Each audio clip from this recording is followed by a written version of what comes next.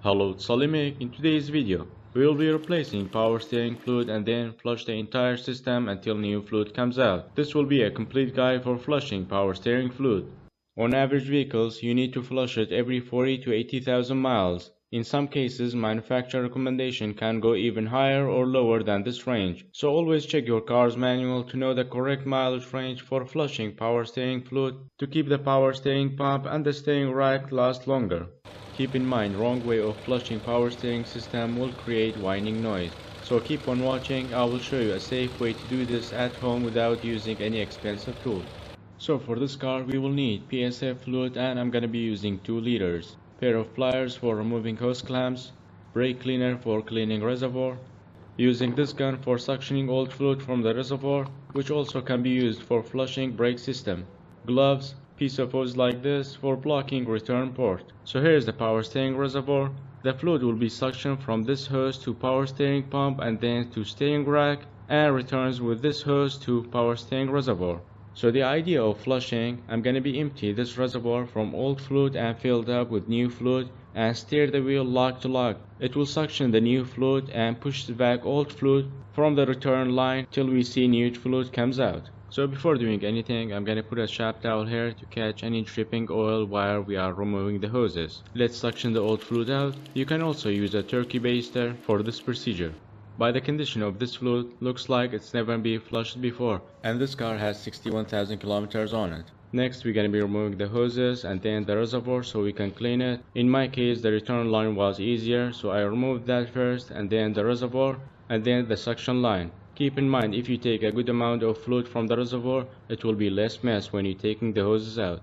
Cleaning the reservoir is really important because there is a filter strainer inside and has to be cleaned with brake cleaner before putting the new fluid in.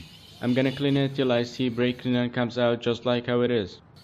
Alright, the reservoir is clean and dry. Let's put it back. We will only put the suction hose on, which is the bigger one in diameter, and we're gonna leave the return hose. Instead of that, we will use the piece of hose and raise it up like this so it doesn't drip oil. Alright, now we're gonna need a bottle like this. 1 liter will be enough, so we can put it somewhere and put the return hose in. Then we're gonna do a flushing procedure. So we have the reservoir connected with the suction hose and the return line in the bottle, and the return port on the reservoir is isolated from the system. Now we're gonna fill the reservoir with new fluid and then steer the wheel lock to lock. It will push all the old fluid out till new fluid comes in. We're gonna do this in few stages so we don't drag air into the system, and we're gonna do the whole procedure with the engine off. So for steering the wheel lock to lock, it's a bit hard with the engine off, so I will jack up the car. It will make the job way easier. Even if you don't have a jack like this, you can use your car's jack. Just jack up the front of the car and take some weight. Not a problem even if the wheel stays on the ground. Alright, with the engine off, I'm gonna steer the wheel lock to lock one time and then refill the reservoir again. And never let the reservoir fluid get lower than the half.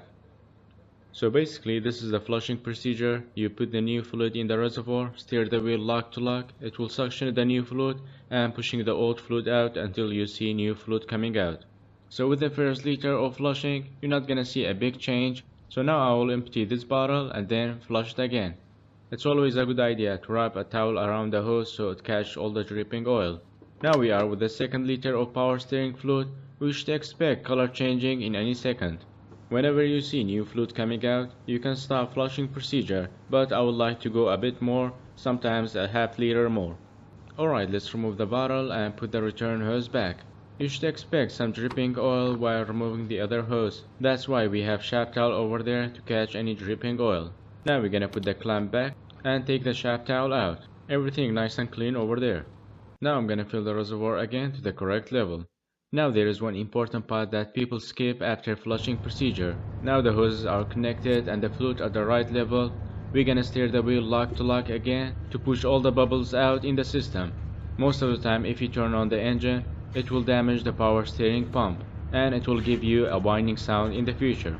So it's better to steer the wheel lock to lock few times to push any air in the system. So after all these bubbles comes out from the system, we're gonna fill it again to the correct level and lower the car, start the engine. Now the steering feels way softer than before. I'm gonna steer lock to lock few times in case if there's any bubble in the system. So when you see the fluid level didn't go down, it means that we didn't have any bubble in the system. Now we're gonna put the cap back and we are done here. So here is the first fluid sample that I took from the reservoir, and here's the last flush. This one is empty and this one only that much remaining. And here is a funnel in case if you need it. I will make sure to put the tools in the video description box below so you can check it out. Hope you guys found the video useful and learned something new. If it was, like and subscribe if you haven't already, and I will see you in the next one. Bye for now.